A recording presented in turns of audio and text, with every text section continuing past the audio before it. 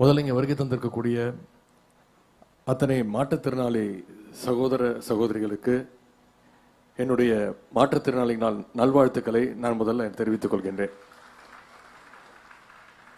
இந்த சிறப்பான நிகழ்ச்சியில் வரவேற்புரையாற்ற வாய்ப்பளித்த முதலமைச்சருக்கு நன்றியை நான் முதல்ல தெரிவித்துக் கொள்கின்றேன்.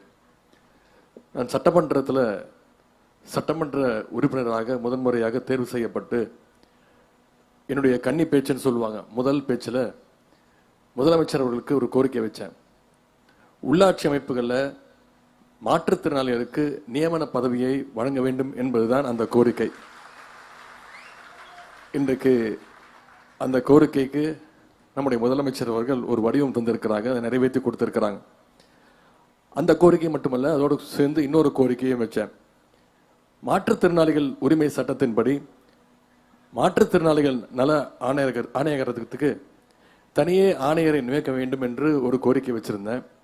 அதையும் நம்முடைய முதலமைச்சர் அவர்கள் இன்றைக்கு நிறைவேற்றி கொடுத்திருக்கிறாங்க.